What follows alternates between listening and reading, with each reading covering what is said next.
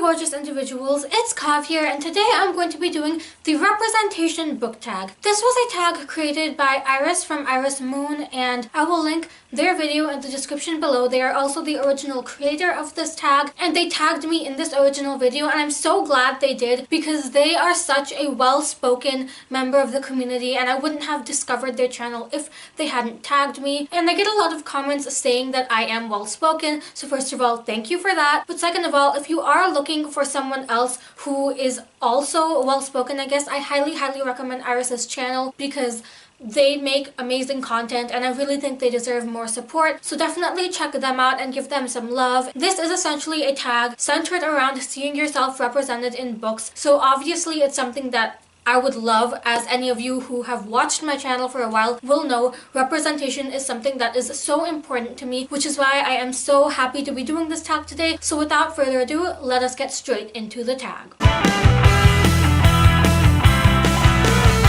Question 1. Introduce yourself. What are your identities? So, if you're new here, hi, hello, I'm Kav, and I am Indian American, I am biromantic asexual, I am non-binary / gender fluid, and I use they, them pronouns, and I have also dealt with my fair share of mental illnesses in my background. I have been diagnosed with depression, 2 different anxiety disorders, and I have also had experience with an eating disorder. Question 2.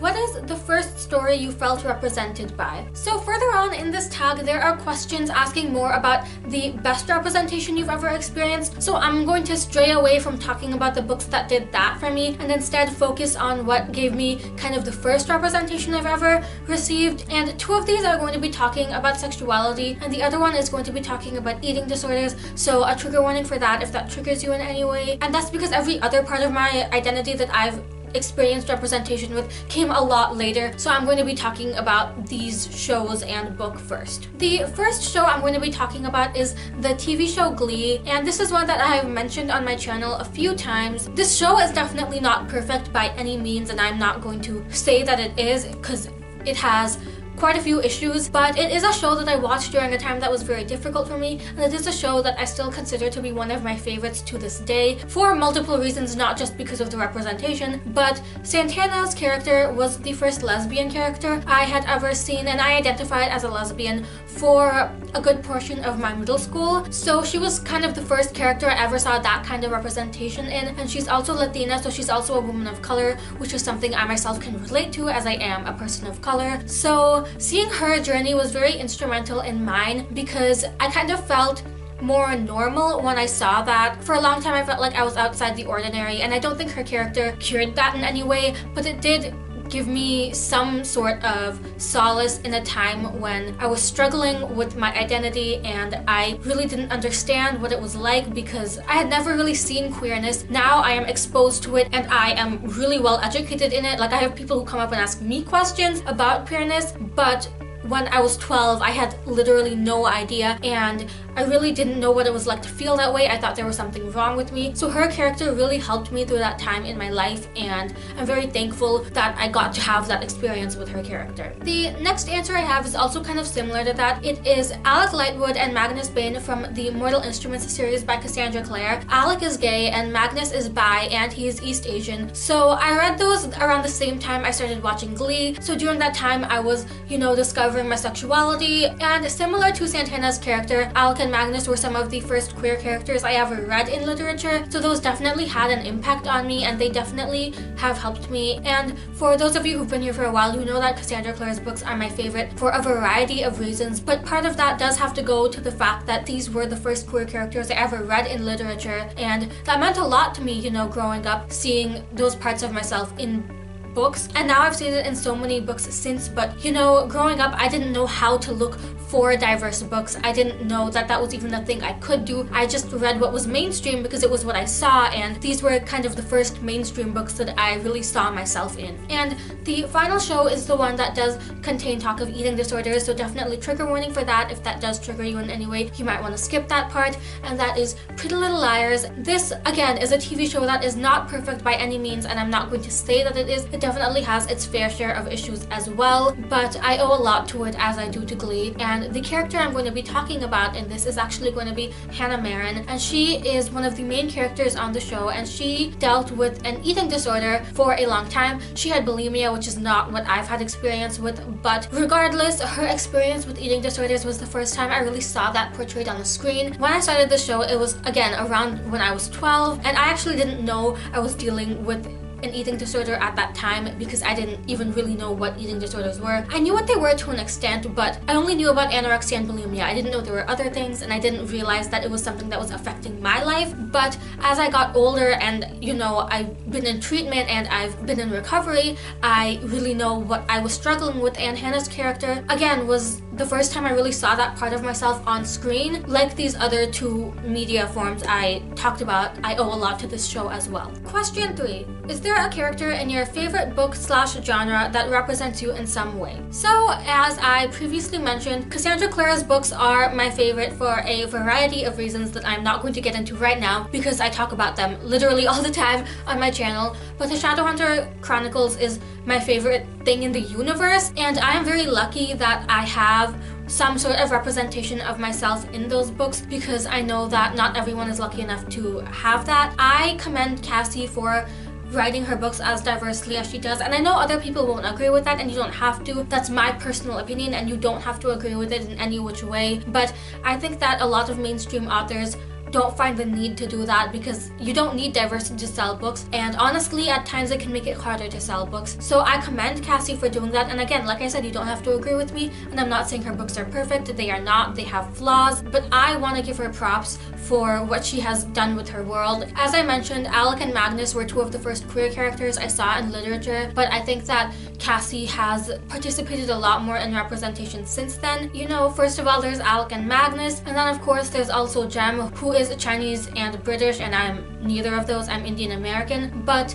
the way Cassie kind of entwined both aspects of his culture in his life and had his heritage play a part in his life kind of resembled my experience, and obviously some of this experience might be coming from my bias towards her books, but I still find that reading that character still had some sort of resonance with me. Of course, it's not the same because I'm not Chinese and he's not Indian, but that still definitely did have an impact on me. And furthermore, in her upcoming series, The Last Hours, she has a gender fluid lesbian character as one of the main characters, and I am literally so excited for that. I don't even have words to express my excitement. I wrote a giant post about it on Twitter at one point, but I literally cannot contain my excitement for that because I genuinely do trust Cassie with this aspect of my identity, and I absolutely cannot wait to see such an underrepresented part of me in a book by my favorite author in the entire world. Question 4. What is the worst representation you have ever read of one of your identities? So, as all of you know, I can never choose one answer for anything, so I have two answers for this. The first one is one that is very personal as to why I don't like it. The second one is just objectively bad. Like, you cannot defend this representation in any which way, but the first one is one that's more personal to me, and I know that this book did help some people, so I am not trying to negate the experience it gave you. If it helped you, I am very, very thankful that it did, and I am glad that you had that experience with it, but I, as an Own Voices reader, did not, and I really didn't like the representation in it, which was the primary reason I went into it, so I was really disappointed. And that book is Finding Audrey by Sophie Kinsella. This is a book that is essentially about a 14-year-old teen who deals with social anxiety disorder, and one of the anxiety disorders I have is also social anxiety disorder, and I essentially went into this book just for that representation, not for the plot or anything. And I know of two friends of mine who really enjoyed the rep in this, and I'm very glad that they did, but it just did not resonate with me in any way. I didn't feel that it was done well. I really felt that this book used the love cures you trope, and that was something that really upset me. I felt like the love interest in this basically made the main character better, and whereas people do play a part in your recovery process, one person cannot just cure you. That's not how it works. One person who is not even a licensed psychologist in any way cannot cure you of something that you've been dealing with for years. And that was something that was really, really disappointing to me because I absolutely despise that trope. And for it to come up in a book that had been promoted to me as good representation was something I was really disappointed with. From what I remember, the main character in this book also really was against meds, and whereas that is true, a lot of people are against meds, that's not the case for everyone, and I really wish there had been more of a resolution with that, because I think that overall this book had a lot of potential. It just didn't really deliver in most ways, so I did not like the representation, but again, that was a personal thing. So if you enjoyed it, I'm glad you did, and I'm glad it helped you in some way. The second book I have is We Were Liars by E. Lockhart, and this is probably one of my most hated books of all time. We Were Liars is a book that was very popular in the book community for a while, back in like 2015 or something, and I had been wanting to read it for a while, and I didn't read it until like late 2017. It was one that I was so highly anticipating because all these booktubers and book bloggers I liked had talked so highly of it, and yet no one thought to mention the amount of racism in it. And more so than the representation in that novel, what really disappoints me is that no one gave a warning to the Indian readers or just to the people of color readers who are going to go into this novel and see this disgusting portrayal of the Indian side character. He essentially was used as a plot device to further the main character's white savior trope, and we read this in the gaze of the main character, so what we got to see was her complaining about how she was not racist, but she came from like a racist family, and oh my god, she can't believe that she didn't realize her grandpa was racist until this point in her life. Is she a horrible person?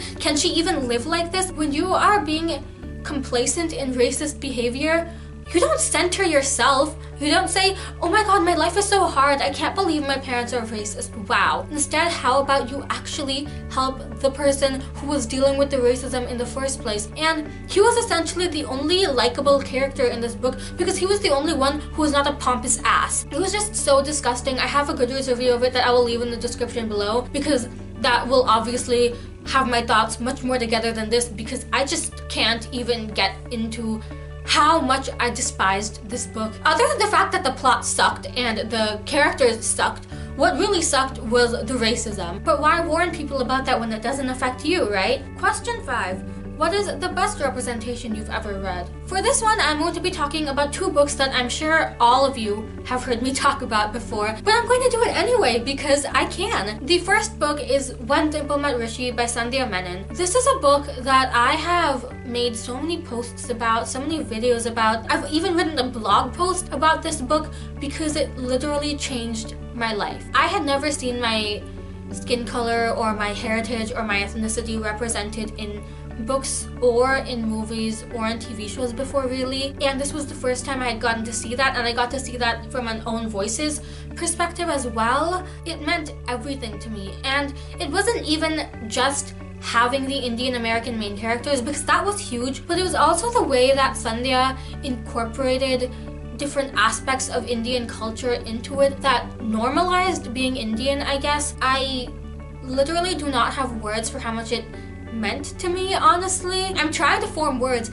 about how much this book meant to me, but it's a year later and I still can't, and I think that signifies to you all the importance of representation, because it's something that's literally unspeakable, because it's just the best feeling in the world. And the second book is Let's Talk About Love by Claire Kahn. This was the first time I saw representation of myself as a biromantic asexual person, and seeing those words on a page for the first time in my life was so beautiful. And this book is the best asexual representation I've ever read personally. It was the only time I have ever seen my sexuality represented in a book. It was just everything to me. Like When Dimple Met Rishi, I really cannot form the words to express how much this book meant to me. And again, I think that really signifies what representation is and how important it is. All I can really say is that I plead that you do support diverse books and diverse creators, because by doing so, you are contributing to paving the way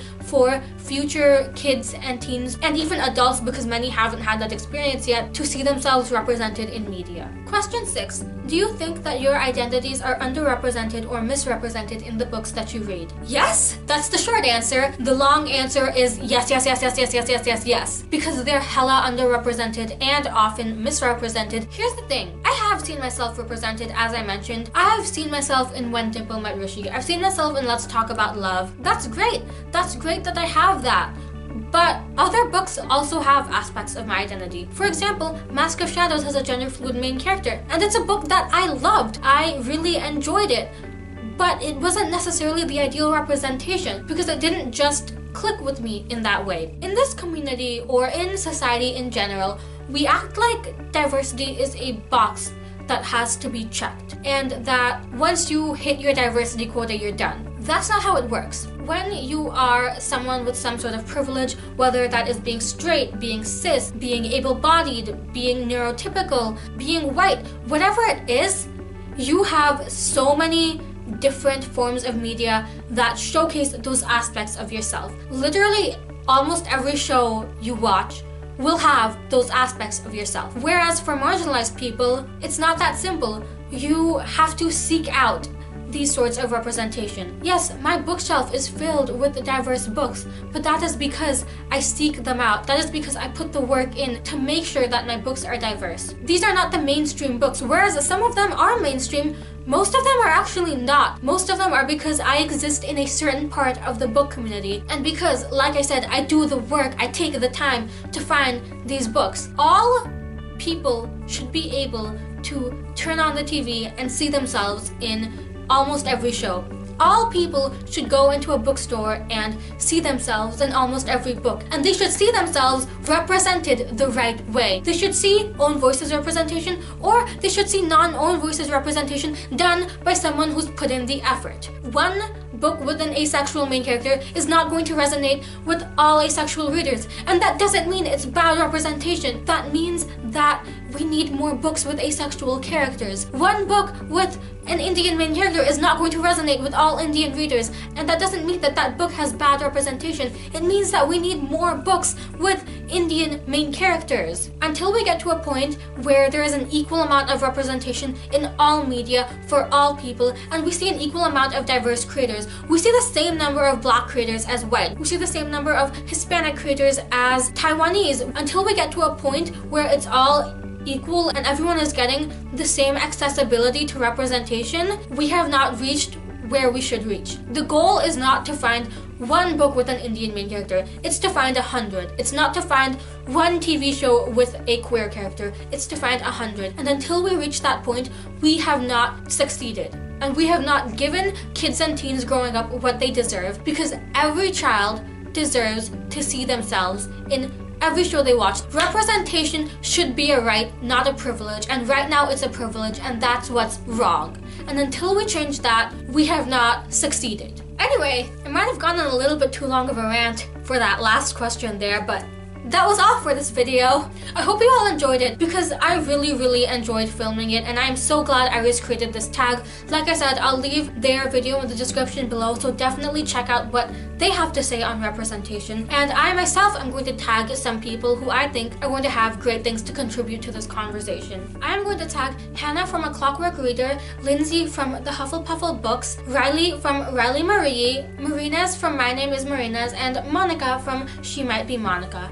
I think that all of these people are going to have even more insight to contribute to this conversation, so I'm excited to see them do this tag if they choose to do it. Yeah, that's about all for this video. Thank you for watching. I hope you enjoyed it. If you did, please give it a like and subscribe because that stuff makes me happy. And as usual, all of my social media and my Goodreads will be in the description below if you'd like to follow me anywhere else. Thank you all so much for watching. I hope you're having a lovely day or night wherever you are. Please remember you're beautiful and you deserve the world, and I will see you soon for a brand new video. Goodbye!